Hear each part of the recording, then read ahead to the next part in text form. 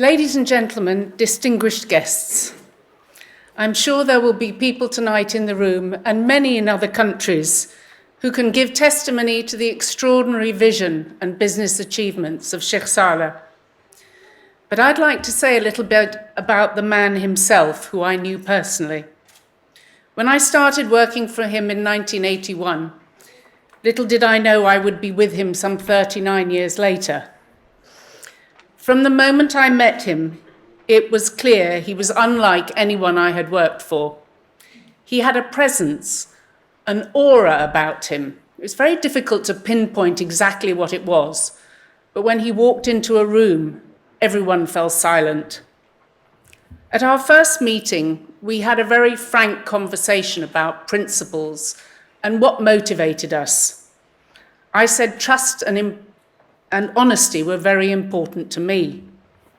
I learnt very quickly he was a modest and humble man, and there was a common narrative running through all his business ideas and vision, a deep desire to improve the lives of others less fortunate than himself. Sheikh Saleh was driven by his beliefs, always open to new opportunities, always unafraid of failure. Challenges were something he relished, and he was not afraid of hard work. The word impossible was not in his vocabulary.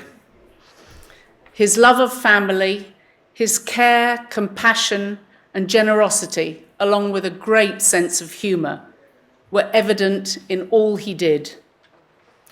He enjoyed nothing more than being with his family, watching his children and their children growing up. Often working late when he was in the office in London, reading through a huge pile of papers he inevitably brought with him. He would talk about his ideas for the next project, or simply about life in general, whilst never forgetting to ask about my family. His visits to London were always prompted by the same question. And how long have we been working together again, Alison? And before I had a chance to work it out, his eyes would twinkle and he would reply, longer than you've been married to either of your husbands. That sense of humor was never far from the surface. I felt there was a mutual respect and loyalty between us, which is why I think our working relationship endured so many years. During the COVID lockdown in March 2020, he phoned me. What can I do for you? I asked.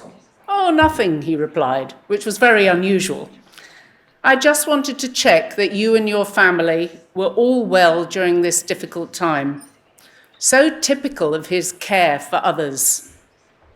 We talked for a few minutes, and then he ended by saying he was looking forward to meeting my new twin granddaughters who had recently been born on his next visit to London.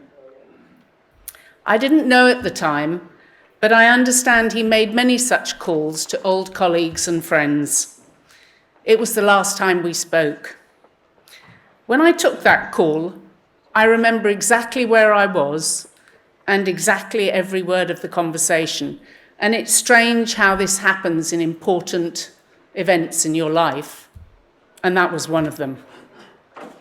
I have no doubt Sheikh Saleh's extraordinary legacy will live on through his family and through the work of the foundation that bears his name. He was an exceptional man, a one-off, and it's been a privilege to work with him and the family. My life has been greatly enriched by the experience.